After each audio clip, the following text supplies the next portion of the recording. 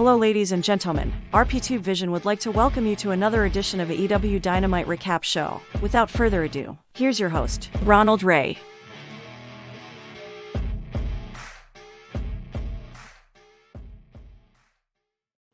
Hello, mans and sirs, and thank you for tuning into this week's AEW Dynamite Recap Show. I am Ronald Ray, your boy with a cornbread accent. I am still on location here in bodacious Bowling Springs, South Kakalaki. Enough about me. How you guys doing? Hopefully, you guys are having a good week. We're in a home stretch and getting ready for the weekend. For most of you, hopefully all of you, but most of you at least. For those that do got to work the weekends, salute to you. Anyway, this week's AEW Dynamite takes place at the UW Milwaukee Panther Arena in Milwaukee, Wisconsin. In case you couldn't tell by the Milwaukee part of the arena title. Anyway, before we get started, I will ask for you to be a champ and hit that subscribe button. Now that's out of the way, let's let it rip. Anyway, this week's episode starts off, of course, like always, with a match. They don't no 30-minute in-ring promos or backstage BS. They just go right at it. And this they did with Darby Allin and Swerve Strickland. Swerve offered his hand and say, hey, let's shake on this. Be a sportsman. And I always say hell with that. Hit him with a flipping stunner and some dives. Uh, Darby was looking for another move on the steps while they was on the floor, but Strickland countered that. That gave Strickland the advantage for a while. At one point, Strickland ripped off Darby's belt and started whipping him with it right in front of the referee, and she stopped him sort of after a few lashes, but I guess this was a no disqualification, but she figures she needed to get involved anyway, or who knows. Didn't really take away too much of the match. I just like to nitpick a little bit. But yeah, like I said, this was a very good match here. Darby will get the advantage back when he knocked Swerve Strickland off the top rope, and he got tangled up in the trio woe. Darby took his boot off, or took Swerve Strickland's boot off, and bit his foot. Ugh, gross. It's all smelly and stuff. Anyway, that sounded anyway, it gross. Anyway, Darby would hit a reverse hurricanrana into the coffin drop for 2. Prince Nana got involved. That this distracted Darby Allin for a bit. Swerve got his wits together. Hit Darby with a pretty good kick and did another stomp on the top rope. Remember earlier in the match, Swerve Strickland hit a stomp from the ring ropes and to the floor onto Darby Allin as Darby was draped on the ropes, and it looked like he might have injured his foot a little bit. But anyway, so he sold the foot, did make the cover, but only got a 2 count. In the end, though, Darby Allin would put this one away with the Last Supper, which looks like a modified Gibson leg lock. Hey, looks like a dandy little hole, and it worked this time for him. But like I said, this is a very good match. I give it 2 thumbs up. After the match, though, Michael Jacob Freeman, MJF, entered the ring and did this little promo stuff, blew some smoke up Darby's ass, saying, hey, you're one of the better ones. Then talked about how, he beat Darby with a headlock takedown. Didn't see that match. Then Darby talked about, hey, he thought all was going to be well once he got to the big time or a national stage, and he had to go to therapy. Then he got better, bought his parents a house, and helped his dad retire. So that's pretty good do there. And of course, MJF would put his 2 cents back in and said, "Your legacy, Darby Allin, is going to be Sting's bitch." And of course, Sting comes out this time, and he uh, reminds MJF that, hey, somebody was your cheerleader at one time, and that you know that person was Cody Rhodes. So Sting would name drop Cody Rhodes, and then went back on his career. Say, hey, when I was a server Sting, somebody trying to help me along. That guy was Ric Flair, and a couple other people helped me along when I went from Surfer Sting to Crow Sting. Kevin Nash and Scott Hall joined the Wolf Pack. So yeah, some few names dropped there by the Stinger and said, "Hey, Darby Allin will be world champion one day." Uh, then Darby, said a few more words, and MJF and Darby was face to face, and MJF spit in his face and walked off. And I'm sorry, that's icky. That if I was in that situation, I'd be like, dude, there's gonna be receipt there because no, I I they professional beyond words about the spit in the face. And I think that'd be one thing I'd be like, in my contract, no spitting in my face. Anyway, let's move on here. Uh, next thing that happened really wasn't much of a match here. The TNT champion Powerhouse Hobbs literally beat the hell out of Silas Young, put a put a vicious little whooping on him. This match didn't last long. Uh, I actually remember Silas Young feuding with gosh, what's his name? Pause for a second. Don Castle and the boys. Uh, that was probably at the time one of my favorite Ring of Honor feuds. Kind of watching that, remember watching that. But anyway, it was an entertaining feud if you want to go back and watch it. Anyway, Silas Young scored like no offense, spine buster, and a like a reverse attitude adjustment on Silas Young, and Powerhouse Hobbs successful title defense. Unfortunately, though, Wardlow was around and he decided to demolish Hobbs's car. Uh, then Wardlow came out. These two hosses threw hands for a little bit and they got separated. And Wardlow powerbomb one of QT Marshall's ham and eggers through a table. Jeez, another stellar match right here was Buddy Matthews and Orange Cassidy. Uh, my opinion, Buddy Matthews. I've not seen too much of his promos, but if he was at least average on promos, he would be up there. Um, I don't know, main event, maybe sniff the top title a little bit. Uh, Whether it be the TNT, what's the second lower title on the AEW? Is it the international now or is it the TNT? Who knows? Uh, but if it's WWE, it's Intercontinental US. Anyway, I digress. Like I said, this is a good match. Uh, Orange Cassidy doing a good job selling the injured hand, and he had things going his way during the beginning of the match until he went for that orange punch and it caused more damage to that injured hand.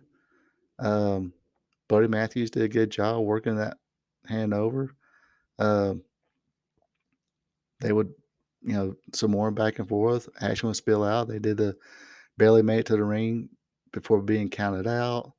Uh, and Orange Cassidy did a flurry of different variations of springboard, spinning, DDTs, which gave him a 2 count. Got another orange punch in for another 2 count. Uh, Orange would avoid another knee strike from Matthews and counter with a move like a little cradle called the mousetrap. And that's how he would put Buddy Matthews away. But like I said, that's a very good match here, too. So Ethan Page comes out. He's wanting answers about the contract and thought Matt Hardy was his friend. Thought it kind of sold the fact that they weren't friends. Anyway, uh, Matt Hardy said, "Hey, you should have looked at the fine print.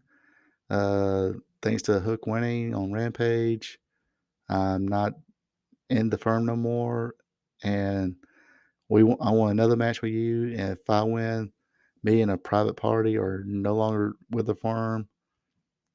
How many times you got to not be part of the firm? Anyway, they get attacked. Hook comes in, tries to makes a save. Kisha brung in a chair, but the numbers games was a little too much for him. Then all of a sudden, a familiar tune to the old Hardy Boys theme, and out came Jeff Hardy. Good pop here. Jeff Hardy came out, looked in good shape, clean house. He brought a chair. He cleared house with a chair, uh, hit the twist of fate, swanton, bomb from the top rope, and like I said, the fans totally dug seeing Jeff again. Hopefully, he stays clean for a good bit here. I know he's had his up and downs, and man, that's we already got Tammy Cinch who literally killed somebody DUI. Not if it, don't have don't want to go on a tangent here, but I just want to say there's no reason to drive drunk, especially these guys. They get paid good money. They can afford Uber, afford a taxi, call a friend, take them home. If normal people, who make 40, $50,000 can do it, so can these guys and girls. But, uh, but yeah, like I said, let's hope he can now stay out of trouble.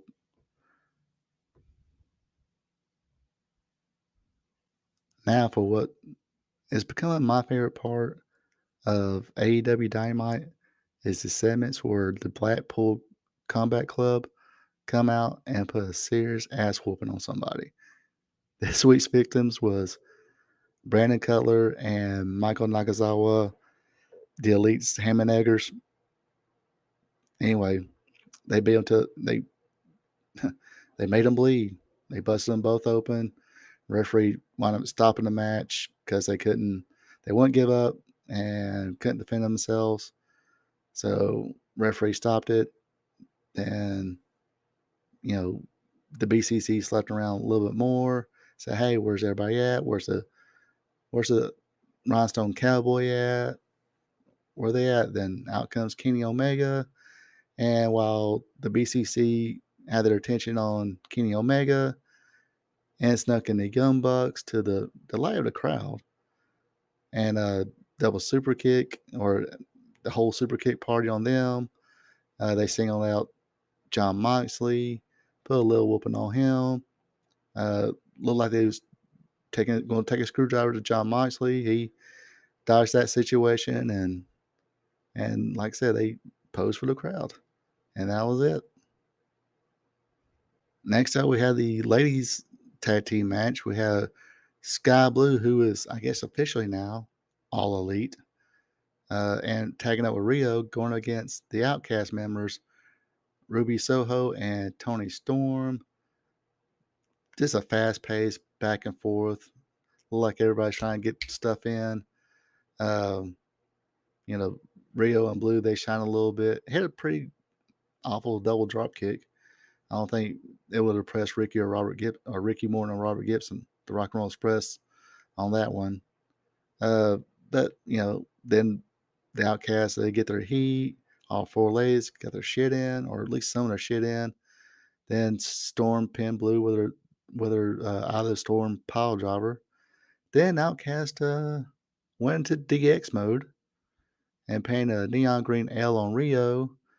Then they channeled in their inner shield and hit her with a triple team power bomb. Jamie Hayter and Britt Baker will eventually run in, make the save, and run out the Outcast. So that feud continues. And your main event of the night was Chris Jericho against Keith Lee. Just to be honest with you, like I said, I'm just a fan. This wasn't their best night. Jericho gave Bearcat some chops, but Lee would answer with a shoulder block, kiss him on the forehead. Lee kept the advantage and would counter a lot of Jericho's moves with his strength. Daniel Garcia would distract him so Jericho could hit his corner springboard dropkick that put Lee on the floor. Of course, Keith Lee would get the advantage again. Went for a moonsault from the uh, middle rope.